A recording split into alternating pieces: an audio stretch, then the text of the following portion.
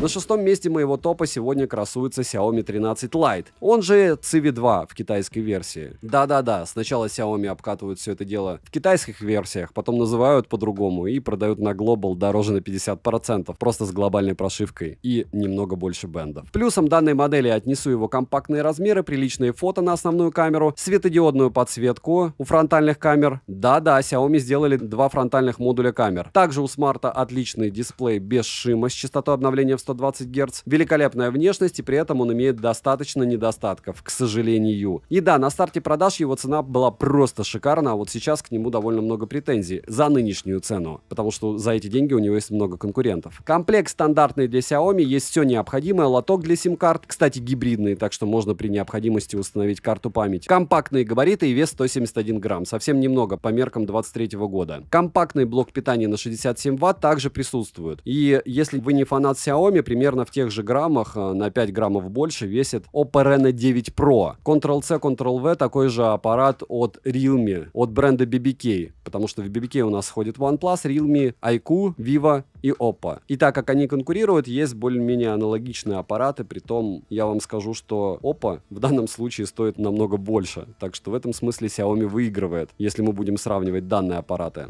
Рама у Xiaomi Smart пластиковая, к сожалению, вибромоторчик приятный, настраиваемый. ИК-порт на борту, кондиционером управлять сможете при желании. AMOLED-дисплей имеет размер на 6,55 дюйма с разрешением 2400 на 1080 пикселей. Защищен он стеклом Corning Gorilla Glass 5 версии, края у экрана закруглены, к моему большому сожалению. Экран отображает 100% цветового пространства DCI-P3, его можно настроить под себя с помощью различных предустановок. Плотность пикселей 402 ppi, пиковая яркость 1000 нит доступна в режиме автояркости, так что на солнце смартфоном можно пользоваться без проблем. Но запаса яркости нет. Частота обновления экрана 60-120 Гц или автогерцовка, тач на 240 Гц не самый ужасный, есть функция устранения мерцания, но и без ее активации шим не ужасный. Автояркость работает корректно, полноценный Always On дисплей в наличии, за что спасибо. Сканер отпечатков пальцев в экране расположен низко, но к этому привыкаешь. Распознавание лица срабатывает хорошо даже под углом. Можно зарегистрировать до 2 лиц и до 5 отпечатков пальцев, что стандартно, но плохо то, что это может быть одно и то же лицо и один и тот же отпечаток пальца. Хотя большинство меня убеждает, что лучше, когда можно завести один и тот же палец, потому что у него может быть дефект, и тогда разблокировка будет проходить лучше. Как думать и что решать, это всегда дело конечного пользователя, то есть вас. Процессор Qualcomm Snapdragon 7 Gen 1, есть уже 7 Gen 2. Графический процессор Adreno 644, операционка MIUI 13 на базе Android 12, в моем Civi 2 перепрошитым на Xiaomi 13 Lite. Но если у вас будет оригинальный Xiaomi 13 Lite, то оболочка будет уже свежая. 14 на базе Android 13 версии. Смарт работает хорошо, но иногда проскакивают лаги. Оперативная память в количестве 8 ГБ LPDDR4X, внутренняя память UFS 2.2 и на выбор 128 или 256 ГБ. У смарта есть поддержка Wi-Fi 6 версии, 5G сетей, Bluetooth версии 5.2, есть NFC модуль, так что расплачиваться с помощью MirPay проблем никаких. GPS модуль показал неплохую точность в 5 метрах, что довольно странно. Емкость аккумулятора 4500 мАч, заряжается от родной зарядки он у меня полностью за 56 минут. В PC-марке Smart показал скромное время автономной работы в 6 часов 30 минут, тесты Smart прошел средненько, ничего выдающегося, но ничего супер плохого. По камерам, основной блок камер с тыльной части состоит из 3 модулей и двойной LED вспышки. Основной модуль Sony IMX 766 на 50 мегапикселей без оптической стабилизации, ультраширик на 20 мегапикселей, причем у Xiaomi 13 Lite он на 8 мегапикселей, макромодуль на 2 мегапикселя. Видео Smart может записывать максимум в 4К 30 FPS, с фронтальной части расположен у нас сверхширик на 32 мегапикселя в Civi 2, а в Xiaomi 13 Lite он будет на 16 мегапикселей, а также датчик глубины на 8 мегапикселей. В верхней части экрана расположены две замаскированные светодиодные вспышки, максимальное разрешение для съемки на фронтальной фронталку 1080p 60 fps. В стоке у смарта есть огромное количество режимов для фото и видеосъемки. Основной старенький сенсор показывает себя очень даже хорошо, особенно при отличном освещении. Макро обыкновенная, как и сверхширик. Цифровая стабилизация неплохая. Минус — это разъем USB Type-C OTG версии 2.0. К сожалению, монофонический звук меня расстроил, нет мини-джека. И резюмировать я могу так: если вам надоели прямые дисплеи и хочется чего-то нового, это неплохой вариант, особенно если вам не важно качество съемки на фронталку. По фотографии у данного смартфона в полном порядке все. Вариант достойный, свежий, кому-то он однозначно понравится.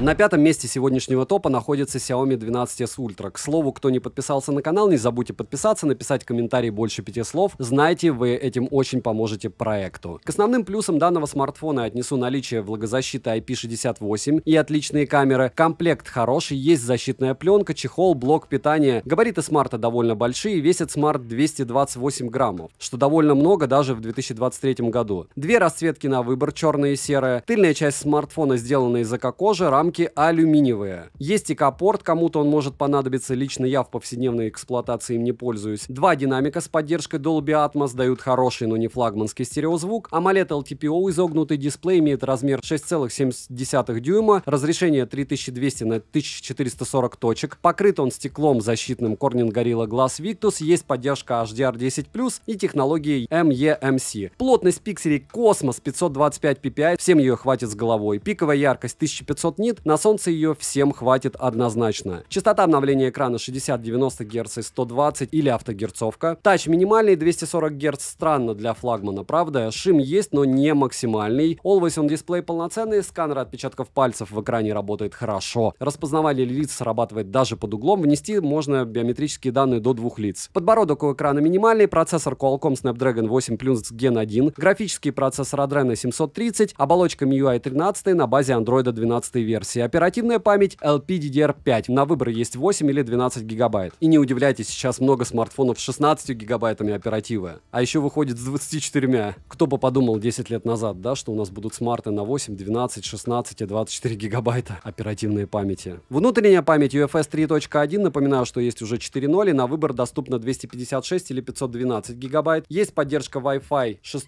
серии, сетей 5G, а в 4G есть 7 Band, что неплохо, но напоминаю, что это в китайской версии. Запись разговора собеседника без его уведомлений есть в стоке. Вибромотор хороший, но не топовый, как по мне. Bluetooth версии 5.2, есть модуль NFC для бесконтактной оплаты и ряда других применений. GPS-тест показал точность 3 метра в городских условиях. Стандартно для Qualcomm аккумулятор имеет емкость 4860 мАч. В PC-марке он показал время автономной работы 7 часов 14 минут, и это все на максимальном разрешении яркости экрана с динамической герцовкой. Смарт поддерживает быструю зарядку на 67 Вт, беспроводную зарядку на 50 Вт и реверсивную зарядку на 10 Вт. Полностью родной зарядкой на 67 Вт смарт заряжается за 47 минут. Не особо быстро по нынешним меркам. Результаты тестов, работу камер смотрите в полном обзоре, повторяюсь, там всегда много всего дополнительно. Основной блок камер с тыльной части состоит из 3 модулей и 2 LED вспышек. Камеры настраивались совместно с брендом Leica. Основной широкоугольный 1-дюймовый сенсор Sony IMX989 на 50 мегапикселей с оптической стабилизацией и автофокусировкой. Также есть сверхширик Sony IMX586 на 48 мегапикселей с углом обзора в 128 градусов и автофокусировкой. Телевик на 48 мегапикселей Sony IMX586 на 48 мегапикселей с оптической стабилизацией и стабилизацией Zoom EIS. Видео смарт может писать максимум 8К 24 FPS. Также есть поддержка записи в 4К при 60 FPS. Стандартная стабилизация работает даже в 8К, что круто. В стоке куча режимов видео и фотосъемки. Места для экспериментов более чем достаточно. Фронталка на 32 мегапикселя может снимать видео максимум 1080p 30 FPS, и это фейл для флагмана, хотя довольно привычный для нас. Стаб в 4К 60 FPS работает хорошо, по мне. Сверхширик также показал себя достойно, бликов при съемке действительно меньше, чем у других смартфонов. Минуса: нет мини-джека, оптический стабилизатор у основной камеры гремит при тряске смартфона, как погремушка. Так у всех, у кого есть оптическая стабилизация, но у этого прям слишком сильно гремит. У китайской версии смартфона есть только китайский и английский язык из коробки. Повторяюсь, что это крест всех Xiaomi, то есть у бренда BBK мы всегда имеем русский язык, но у них прилетают иногда блокировки, как было с Realme 10 Pro Plus и некоторыми OnePlus'ами китайских версий. Вроде бы все решилось, но вещь была неприятная. Я думаю, вы в курсе. Русского нет, разъем USB Type-C версии 2.0 для флагмана это недопустимо. Нет DC-диминга, нет направленного микрофона, микрофона для фотофлагмана это существенный недостаток, как по мне. Блок питания скромный по нынешним меркам. Фронталка у флагмана может быть лучше, мне так кажется. Шим есть, экран водопад, я больше люблю прямые грани, но здесь на вкус и цвет. Резюмирую, хороший смарт с влагозащитой, отличными фото и видеовозможностями, но назвать его супер флагманом я, к сожалению, не могу. На 4-м месте моего топа красуется Xiaomi 12T Pro. Какие плюсы данного смартфона, спросите вы? Отвечу, это совсем свежий смартфон, он умеет считывать пульс с помощью сканера отпечатков пальцев в экране. У многих Realme такое есть, у многих смартфонов, которые стоят немного, такое есть, но хорошо, что у Xiaomi она появилась. У него очень достойное качество съемки, также он имеет основной сенсор камеры на 200 мегапикселей, на секундочку, у него отменная автономность в отличие от конкурентов и отличная производительность. Да, он стоит в российской рознице неприлично много по сравнению с Али, но для многих это всего лишь возможность подержать смартфон в руках перед покупкой, посмотреть, как он фотографирует, поюзать его оболочку, а потом уже решить, дождаться сейла и взять его по нормальной цене. К слову, на Яндекс.Маркете в последнее время проходит довольно много сейлов и можно найти промокоды. Также, в принципе, на Алиэкспрессе в многих магазинах есть доставка из России. Так что не забудьте смотреть в моем телеграм-канале скидок, актуальные предложения на разные смартфоны с промокодами. И я считаю, что у этого смарта, учитывая, как часто он попадает на распродажи, есть все шансы стать бестселлером. В каком-то смысле он уже им стал. Кроме двух физических сим-карт можно переключить еще eSIM, что круто для среднебюджетника. Русский язык в стоке, полноценная стерео у смарта вполне приличная. ИК-порт Xiaomi не выпиливает. Напишите, кстати, часто вы ли пользуетесь в смартфоне ИК-портом. Водонепроницаемость класса IP53, ее завезли, это уже маленькая победа, пусть она и номинальна, и по большому счету воды он все равно боится, но хорошо, что есть. Брызг не боится легких. Пиковая яркость смарта 900 нит, на солнце пользоваться смартфоном можно. Комплект поставки у всех смартов хороший, они кладут и блок питания, и какой-никакой чехол на первое время, и защитную пленку на экран клеят. Габариты у смартфона не самые компактные, а весит он 211 граммов. 3 варианта расцветки на выбор: черная, серая и синяя. Звук у смарта стерео, за что спасибо. Громкости достаточно, звучание отличное. AMOLED-дисплей на 6,67 дюйма имеет разрешение 2712 на 1220 точек. Разумеется, его можно менять в настройках. Защищен он стеклом Corning Gorilla Glass 5 версии с поддержкой DCI-P3, HDR10+, Dolby Vision, все как мы любим. Плотность пикселей 446 ppi. Частота обновления экрана 120 Гц. Тач на 480 Гц. В настройках есть DC-димминг, за что отдельное спасибо. Пиковая яркость экрана 900 нит. Не космос, но неплохо. Автояркость отрабатывает отлично. Always On дисплей есть. Полноценный. Сканер отпечатков пальцев в экране работает быстро. Лицо распознается даже под углом. Завести можно данные до 2 лиц и до 5 отпечатков пальцев. Отличный производительный процессор Qualcomm Snapdragon 8 Plus Gen 1 с графическим процессором Adreno 730 не дадут вам заскучать в долгих поездках и гарантированно обеспечат необходимую производительность в приложениях и играх. Оболочка MIUI 13 на базе Android 12 версии не самая свежая, но прилетит новая и, возможно, уже прилетела. Оперативная память LPDDR5 на выбор 8 или 12 гигабайт, внутренняя память UFS 3.1 в количестве 128 или 256 гигабайт. Все это работает в связке отменно, есть поддержка Wi-Fi 6 версии, 5G сетей, а для 4G есть поддержка 7 и 20 бенда. Все необходимые модули, включая Bluetooth версии 5.2, NFC с поддержкой MirPay, GPS-модуль с поддержкой 6 видов навигационных систем подарят вам свободу передвижения и потребления любого контента. Ощущаете, как реклама звучит? Хотя минусов у этого смарта тоже хватает. Довольно емкий аккумулятор на 5000 мАч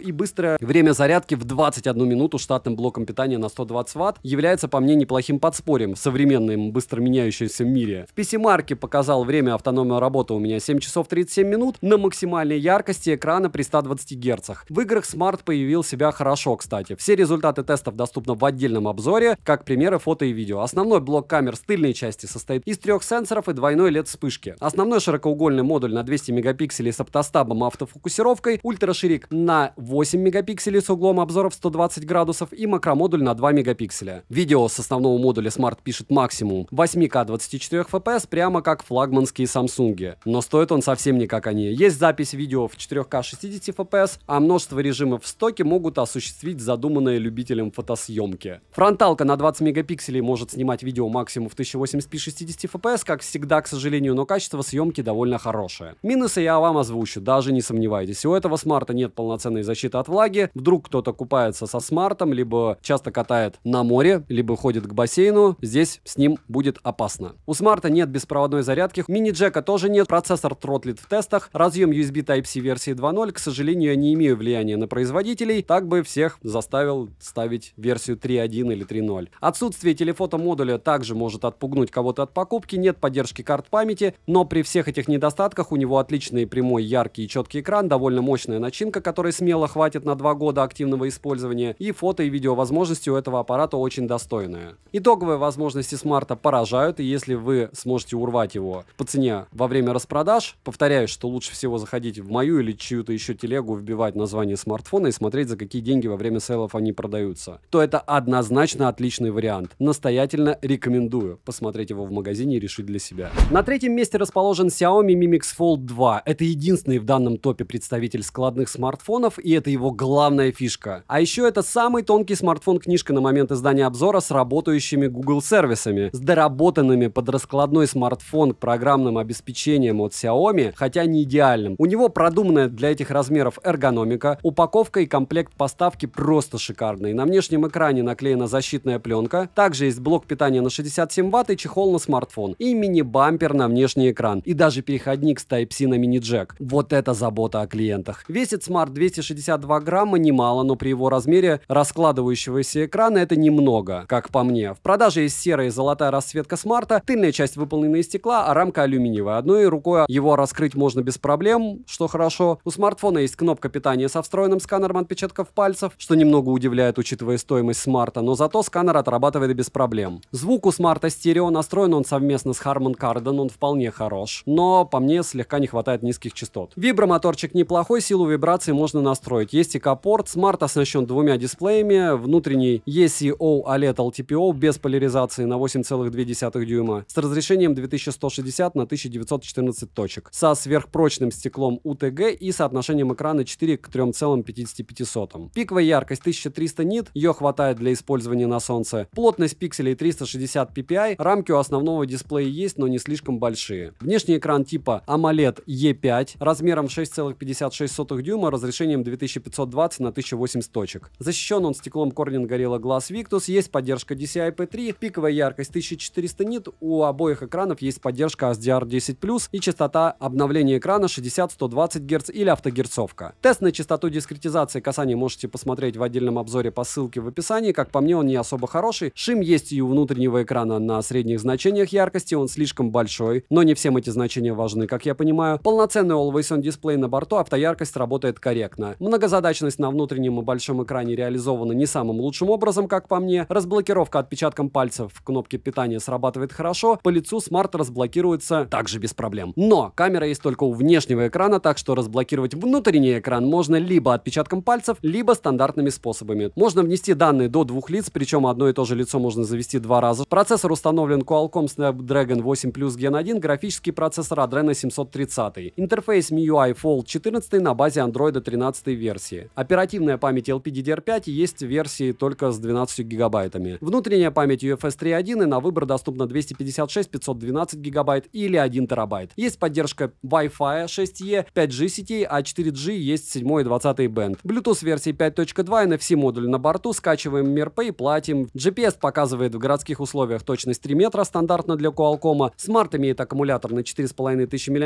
а в PC-марке для внешнего экрана выдает 7 часов 46 минут. Для внутреннего экрана, как Meizu 20, повторяюсь, 5 часов 14 минут. Полностью от родной зарядки смарт зарядился у меня за 47 минут. В играх смарт проблем с производительностью не испытывает. Стресс-тесты смарт смог пройти только в морозилке, так как он перегревался. По камерам основной модуль камер состоит из 3 сенсоров, основной модуль не свежий уже, Sony IMX766 7P на 50 мегапикселей с оптической стабилизацией, сверхширик на 13 мегапикселей и телефотомодуль на 8 мегапикселей с двухкратным оптическим зумом. Видео смарт может писать в 8К, пока не особо нужных, а за поддержку 4К 60 FPS, конечно, спасибо. Есть цифровая оптическая стабилизация и лазерный автофокус. Фронтальный модуль на 20 мегапикселей, максимальное разрешение для съемки видео у него 1080p и 60 FPS, качество как фото, так и видео не выдающееся, но вполне достойное. Минусы данного смарта: это складка посередине экрана раздражает, напоминаю, Vivo, Oppo меньше складка, заметно. На данном формате экрана неприятно смотреть видео, неудобно играть, и все это из-за нестандартных пропорций экрана. У смарта нет фиксированного положения в промежуточном состоянии, либо открыт, либо закрыт. Лишь бампер с откидным упором частично решает эту проблему. Разъем USB Type-C OTG версии 2.0, а хочется разъем побыстрее. Нет мини-джека, хотя есть переходник. Естественно, у такого типа смартфонов нет защиты от влаги, нет русского языка в прошивке у китайских смартов, нет Нет беспроводной зарядки, нет возможности расширить память картой памяти, нет поддержки eSIM. Резюмирую. Если вы решите купить себе складной смартфон, будь то Fold или Flip, перед покупкой обязательно потрогайте их в магазине, или вы должны точно понимать, зачем вам именно такой тип смартфона. Если вы готовы мириться с недостатками фолдов и знаете, зачем вам именно они нужны, смело можете брать. Но обязательно сначала потрогайте его в магазине.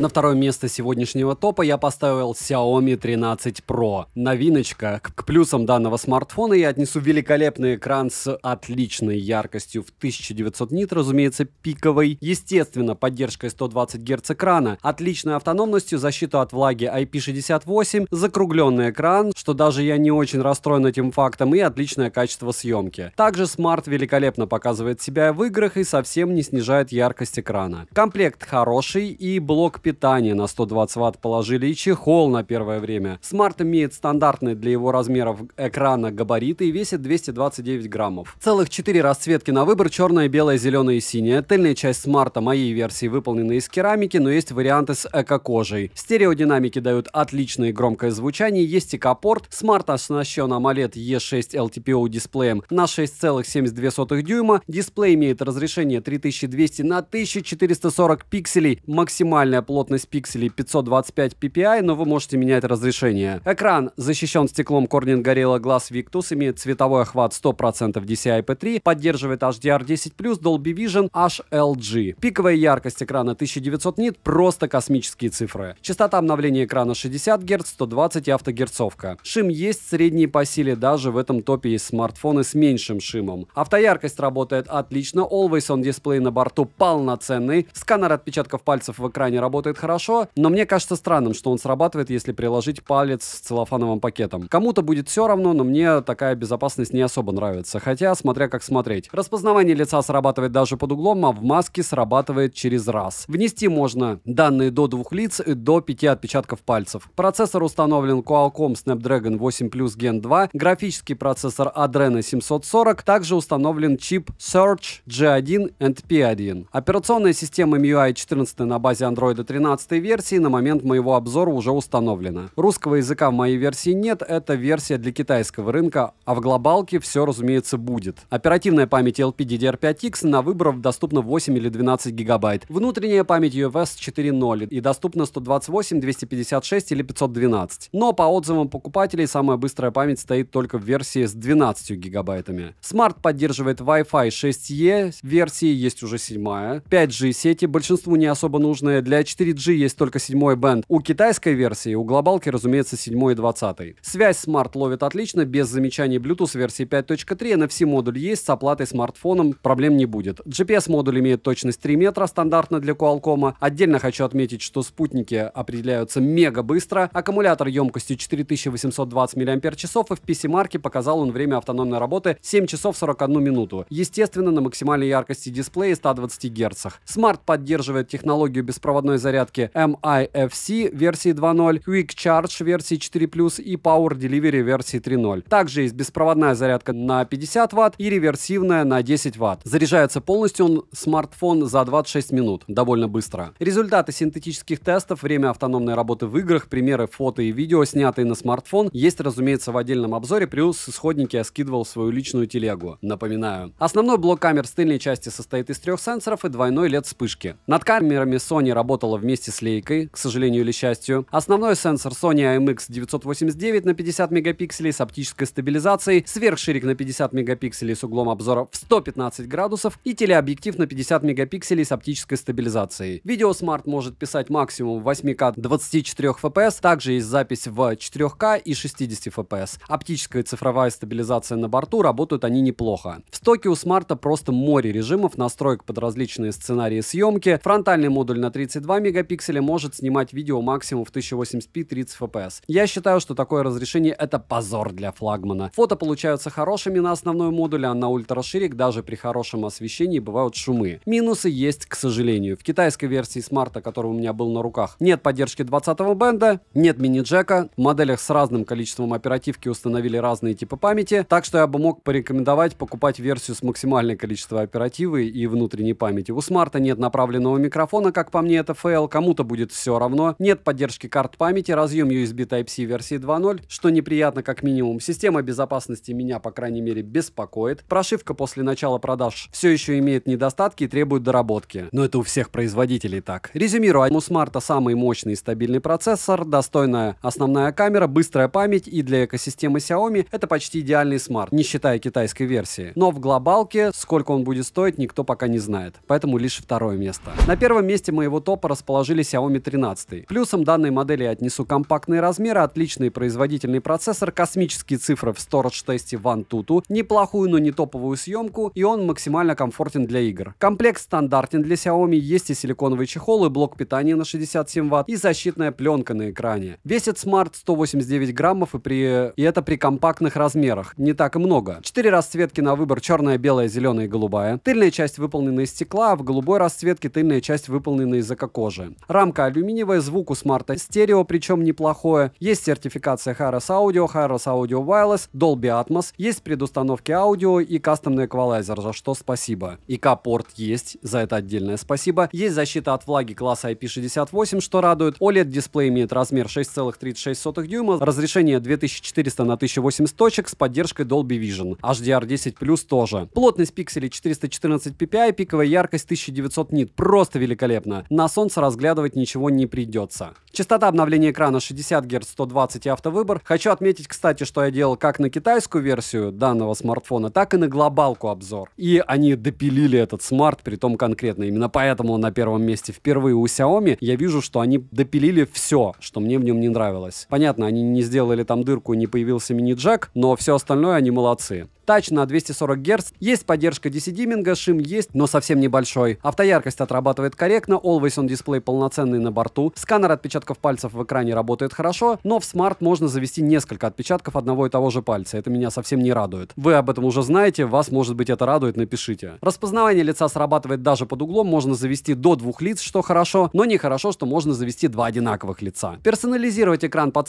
себя можно без проблем, что хорошо. Процессор Qualcomm Snapdragon 8 Gen 2, последний на данный момент. Графический процессор стандартный обвес Adreno 740. Также установлен чип Xiaomi Surge G1 чип, оболочка MIUI 14 на базе Android версии, Android 13 версии, самая свежая на момент обзора. Но, разумеется, когда вы смотрите, может быть, еще свежее пришло что-нибудь на него. В китайской версии смарта, которая у меня была на руках, нет русского языка, но есть английский. К минусам это я относить не буду, но напомнить вам обязан. Оперативка LPDDR5X, на выбор доступно 8 или 12 гигабайт. Про расширение оперативной памяти упоминать смысла нет, оно есть у всех смартфонов, но практической пользы не несет никакой, а в отдельных случаях еще и вредит. Внутренняя память UFS версии 4.0, на выбор есть 128, 256 или 512 гигабайт. Но в версии со 128 гигабайтами установлен чип памяти UFS 3.2. Будьте внимательны с выбором. Смарт поддерживает Wi-Fi 6E, напоминаю, что есть уже 7, 5G сети, а в 4G нет ни 7, ни 20 бенда, если у вас китайская версия. В глобалке есть и то, и другое. Звучание у смарта хорошее, микрофон, как и датчики приближения, не подводили. Вибромоторчик не супер топовый, но тактильно приятный. Ближе к топам, скажем так, чем к среднякам. Bluetooth последней версии 5.3, во всяком случае последние, которые запихивают в смартфоны. Есть уже 5.4, но в смартах я ее еще не видел. NFC-модуль есть, так что МирПМ оплачиваем, что вам нужно. Никаких проблем. GPS показывает точность 3 метра, Qualcomm-овские стандартные. Аккумулятор имеет емкость 4500 мАч. В PC-марке смарт показал время автономной работы 9 часов 4 минуты при 120 Гц экрана и на максимальной яркости. Это космос. Смарт поддерживает технологию быстрой зарядки MIFC версии 2.0, Quick Charge версии 4+,